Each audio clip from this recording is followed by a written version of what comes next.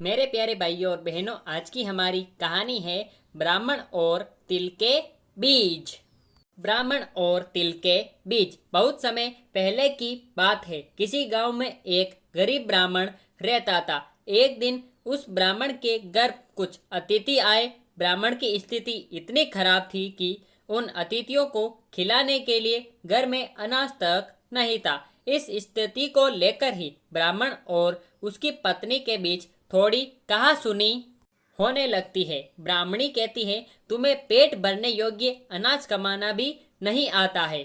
इसी का नतीजा है कि आज घर में अतिथि आ खड़े हुए हैं और हमारे पास उन्हें खिलाने के लिए कुछ भी नहीं है। इस पर ब्राह्मण अपनी पत्नी से कहता है, कल कर्क संक्रांति है। मैं कल भिक्षा लेने के लिए दूसरे गांव जाऊंगा। वहां एक ब्राह्मण ने मुझे आमंत्रित किया है।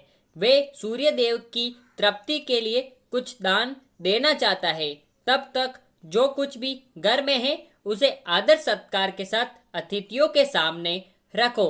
ब्राह्मण की यह बात सुनकर ब्राह्मणी कहती है, तेरी पत्नी होकर मैंने कभी सुख नहीं भोगा है, न कभी खाने की मेवा मिष्टान मिला है, न ही ढंग के वस्त्र और आभूषण। आज तू कह रहा है कि जो भी घर में पड़ा हो वो अतिथियों के समक्ष रख दो। जब कुछ है ही नहीं तो मैं उनके सामने क्या रख दूं? पड़े हैं तो बस एक मुट्ठी तिल, तो क्या अतिथियों के सामने सूखे तिल रखना अच्छा लगेगा? पत्नी की ये बात सुनकर ब्राह्मण कहता है, ब्राह्मणी, तुम्हें ऐसा बिल्कुल भी नहीं कहना चाहिए। कारण यह है कि इच्छा के अनुसार किसी भी मनुष्य को धन की प्राप्ति नहीं होती है। जरूरी है तो पेट भरना, और पेट भरने योग्य अनाज तो मैं ले ही आता हूँ। अधिक धन की चाहत अच्छी नहीं। ऐसी इच्छा का तुम्हें त्याग कर देना चाहिए। अधिक धन की इच्छा के चक्कर में मनुष्य के माथे पर शिखा बन जाती है। माथे पर शिखा वाली बात सुन ब्राह्मणी बड़े ही आश्चर्य से ब्राह्मण से पूछती है, अधिक धन की इच्छा में माथे पर शिखा हो जाती है? मैं कुछ समझी नहीं। जो भी कहना है खुलकर कहिए। ब्राह्मणी के इस सवाल का जवाब देने के लिए ब्राह्मण अपनी पत्नी को शिकारी और गीदड़ की एक कहानी सुनाता है। ब्राह्मण कथा की शुरुआत करता है। एक दिन एक शिकारी जंगल में शिकार की खोज कर रहा था। जंगल में कुछ दूर आगे बढ़ने के बाद शिकारी को एक काले रंग का पहाड़ जैसा विशाल सुअर दिखाई देता है। सुअर को देखते ही शिकारी अपना धनुष उठा लेता है और कमान खींचते हुए सुअर पर निशाना लगा देता है। कमान से निकला हुआ तीर तीव्र गति से सुअर को घायल कर देता है। घायल होने पर सुअर चिंगाड़ता हुआ शिकारी पर पलटवार कर देता है। सुअर के तीखे दांतों से शिकारी का पेट फट जाता है। इस तरह शिकारी और शिकार दोनों का ही अंत हो जाता है। इसी बीच खाने की तलाश में भटकता हुआ एक भूखा गीदड़ वहां से होकर गुजरता है, जहां शिकारी और सुअर का शव पड़ा हुआ था।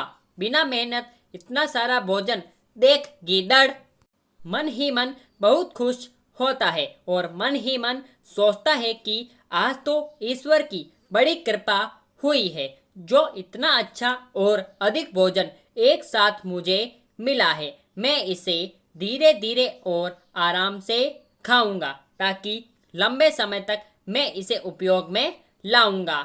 इस तरह मैं इस भोजन के साथ लंबे समय तक अपनी भूख को शांत कर पाऊंगा। इन सभी बातों पर विचार करते हुए गीदड़ सबसे पहले छोटी छोटी चीजों को खाना शुरू करता है। तभी उसे शिकारी के मर्त शरीर के पास धनुष पड़ा दिखता है।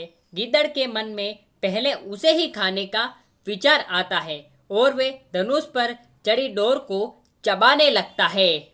गीदड़ के चबाने से धनुष पर चढ़ी डोर टूट जाती है और डोर के टूटने से धनुष का एक सिरा वेग के साथ गीदड़ के माथे को भेदता हुआ ऊपर निकल आता है। गीदड़ के माथे को भेद कर धनुष का जो सिरा गीदड़ के सिर पर निकल आता है, वे ऐसा प्रतीत होता है मानो गीदड़ के माथे पर शिखा निकल आई हो।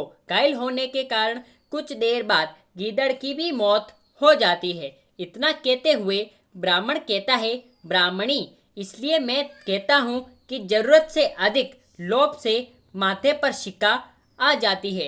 ये कथा सुनने के बाद ब्राह्मणी कहती है, ठीक है, अगर ऐसी ही बात है तो घर में जो मुट्ठी भर तिल पड़े हैं उन्हीं को मैं अतिथियों को खिला देती हूँ। ब्राह्मणी की ये बात सुनकर ब्राह्मण संतुष्ट होता है और भिक्षा मांगने के लिए घर से बाहर निकल जाता है। वहीं ब्राह्मणी भी घर में पड़े तिल को धूप में सुखाने के लिए फैला देती है। तभी कहीं से एक कुत्ता आ जाता है और उन साफ तिलों पर पेशाब कर देता है, जिससे सभी तिल खराब हो जाते हैं। तिल के खराब हो जाने पर ब्राह्मणी काफी परेशान हो जाती है और सोचती है, यही तो तिल थे जिन्हें पकाकर मैं अतिथियों को खिला सकती थी। अब मैं क्या करूं? काफी देर सोचने के बाद ब्राह्मणी को एक तरीका सूझा।